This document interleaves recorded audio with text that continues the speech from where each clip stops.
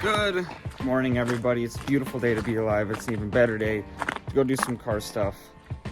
I guess we got a snowstorm last night. Wasn't expecting that. We are starting off this morning with getting the windshield tinted on the Forester. This windshield is so big that it just lets all the light in. I have dark tint all the way around the sides, but this windshield's so big and has no tint that it just doesn't do well. All right, snowy cold start.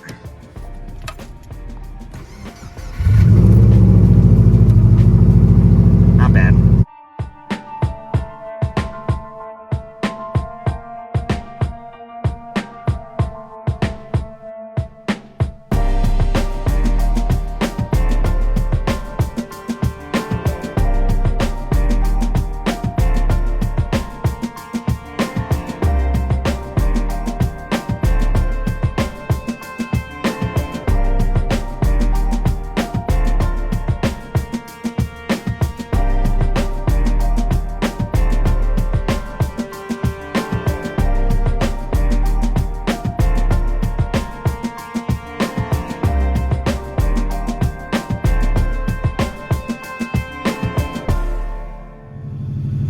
It is still so bad.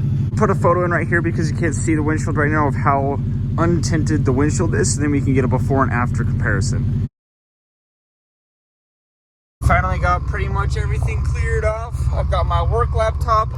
Time to go get this windshield tinted.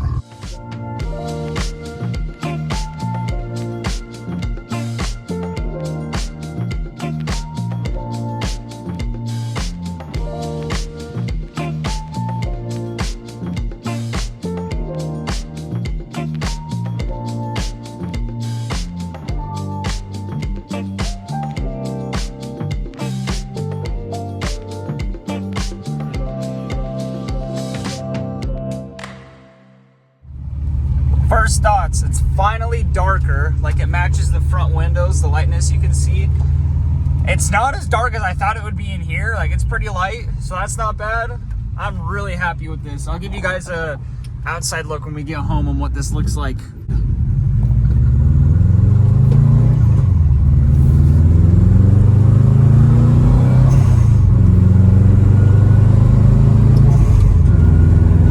All right, let's check this out. Heck yeah, that's dark. That is exactly what I wanted. Now I need to get the tint strip on. Even though you probably won't really see it, I just like having low visibility, obviously. But compared to the Audi, which is, I'd show you, but it's covered in snow, this is way darker. So we did 50 on the Audi, and this is 20% on the windshield. It's exactly what I wanted. It's perfect. Taking her out at night, honestly, not bad. I feel like I can see pretty dang well. I don't really feel like it's that dark, but outside it's dark. It is a new day, and if you watched like I don't know how many vlogs ago it was. There's a recent vlog where I had to do an oil change on the Forester because I could not wait any longer and the weather was cold and blah, blah, blah, blah, blah. That's where we're at with the Audi now. The Audi needs an oil change badly. I checked my oil the other day. We're a half quart low. The dealership recommends like every 10,000 miles, but I won't do that. I like to do like 3,000 miles, but I think I'm at about like 6,000 miles on this oil change, and I don't like that. So, and because I'm a half quart low, instead of just adding a half quart, I'm just gonna do an oil change. So that's what we're gonna do. But if you remember from last time, my oil bucket right here, oh, it's like we got some rain. This oil bucket is full to like here. So I'm gonna try and put it in the Audi and drive it to the auto parts store. That way I can dump it so I can do this oil change. But yeah, this is not going to be an easy one. And again, it's not as cold.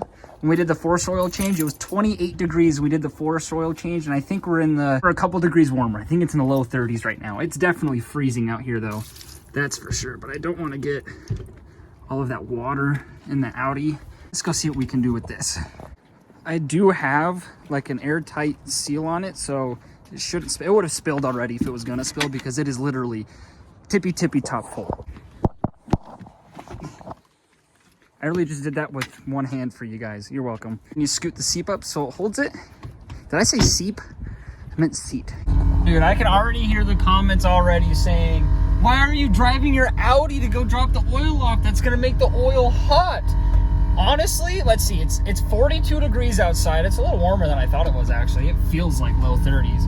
It's 42 degrees outside. It's still cold. I'd rather have some hot oil on my hands to try and keep me a little warmer than to be freezing my so, and again, I don't want to get the Forester dirty, so I want to try and get there and back without driving the car as much as I can and keep the oil as a low temperature as I can, because I do not want to burn myself, but this is just the easiest car to get that oil bucket in and out of. Okay, nice and easy. Nice and easy. Nice and easy.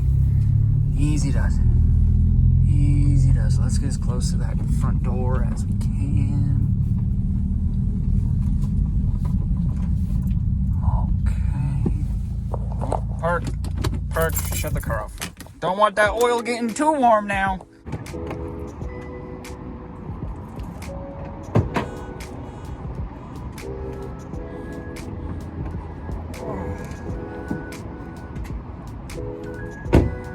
We made it here with no spillage.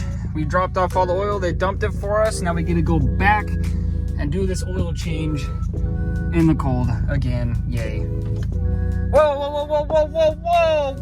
That's new. That just popped on. What the heck? If you remember the video where we fixed Shelcon's 8.6, that's where my code scanner is. I left it at his house. So I'm gonna have to go get that one of these days. But we're back. Time to do the oil change. I love bad cars because now I can just air my car all the way up and I can get under the car just fine. And this car should be easier because the oil filter's on top of the engine, not underneath next to the headers like Subarus are. So, happy about that. This isn't even as high as this car goes. This is only 80 PSI. This car goes way higher than 80 PSI. But that should be all that we need to get under there. If I lower the rear end, then it'll slightly pull the front a little higher. We'll see if I can get under there like this though. I love how I'm not even gonna be driving this car tonight. I just really wanna get this done. We're gonna go down here.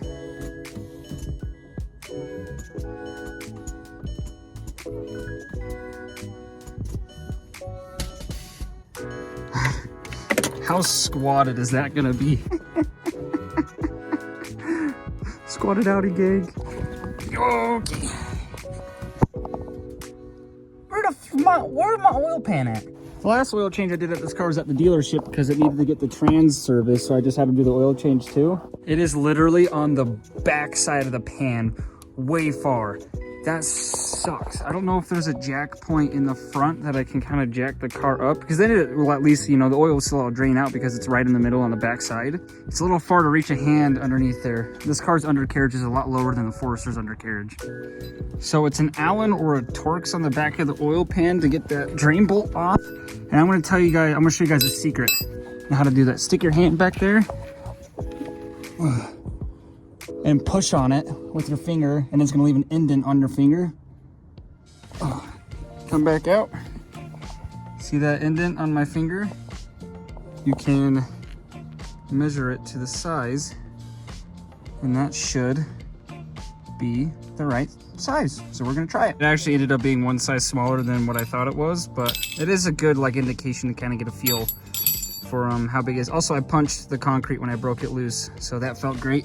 I couldn't reach my hand around the drain bucket, the drain bolt all the way off, so I'm gonna jack the car up, undo the bolt so it drains, and I'm gonna put the car on the ground so it drains all of it out. That way we get all of it out and it's not all, you know, sloshed to one side and it won't make it out. But hey, now we got all the room in the world. I didn't think about there being a crush washer. I'm so stupid. I'm going to grab the drain plug with the crush washer and head back to O'Reilly's in the Forester because I can't put that back on. It's just gonna leak. Check it out. Okay, it's daytime, right? Well, it's kind of cloudy because Utah sucks. Look how dark that is. That is seriously insane. I've got to wait for the damn thing to warm up too. It's just gonna take 10 minutes. This oil change is starting to kind of suck. This is supposed to be the easy one compared to the Forester. Found a crush washer that fits. I had to buy a whole assortment pack and only one crush washer in the entire assortment pack fit. Doesn't that suck? So now I just have an assortment pack of crush washers that I'm not even gonna be able to use probably ever. Get this done because it is my best friend's birthday today and we're supposed to be going to dinner. and this is taking longer than I thought. I'm gonna give him a shameless plug. Go follow him on Instagram, not Chandler Kinsley. Dude's got the cleanest spec B in Utah. I'll throw a photo right here of it. I bet you guys didn't know that I had Audi R8 coil packs on this thing. Hands are cold, so I don't want to try to do this right now, so I'm just gonna... There it goes.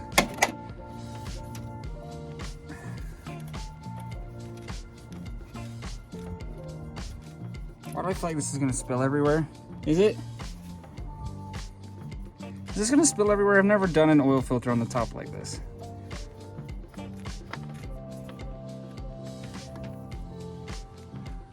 Nice. It did not spill anywhere. I'm just gonna... Sick.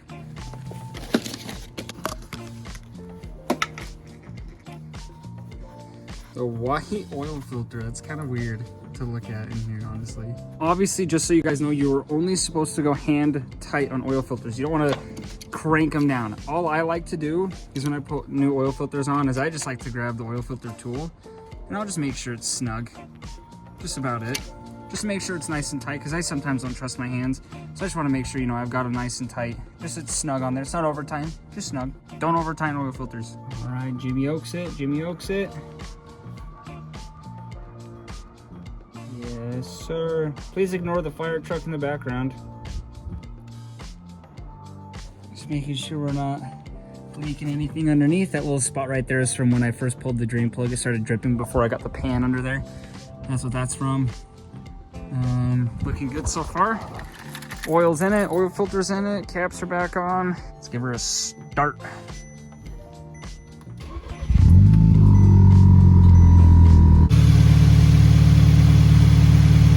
Okay, nothing new coming out. Oil filter. I think we're good. No lights on the dash other than that check engine light. But I'm 99% sure that check engine light is an evap code. This car's throwing an evap code about once a month ever since I bought it. And I clear it and it just goes away for a month. So it is what it is.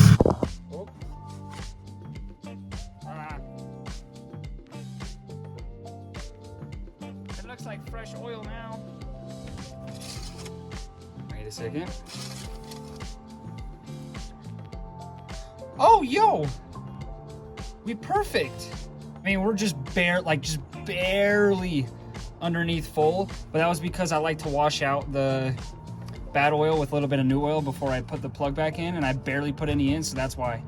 So that's perfect. Hell yeah.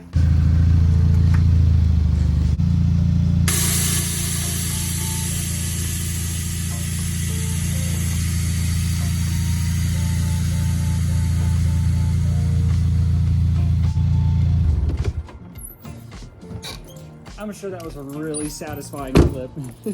Audi oil change done. No rod knock, no leaks. That's good.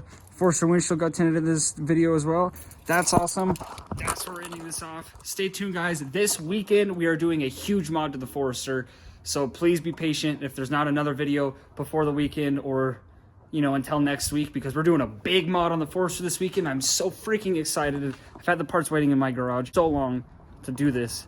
And I'm finally taking the time. It's gonna be like a full 2-day process to get this whole thing done. But I'm really excited. It's one of my favorite mods. I've always wanted to do the Forester. I'm finally pulling the trigger to do it.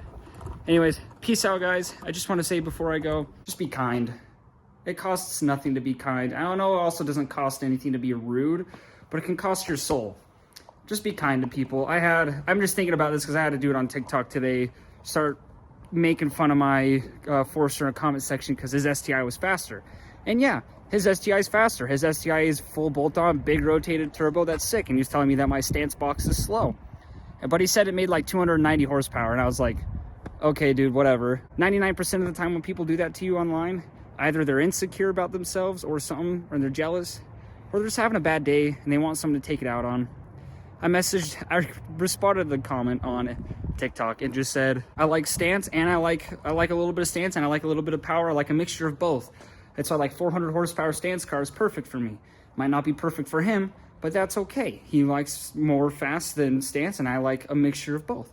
That's totally fine. But I told him, I was like, was like, you having a bad day, bro? Like, you need someone to talk to? Because there's just no reason to come at someone, some stranger on the internet for no reason like that. Like, it was just so weird. And then he just stopped responding when I called him out if he was having a bad day and needed someone to talk to. Just be kind. But peace out, guys. Everyone have a wonderful day.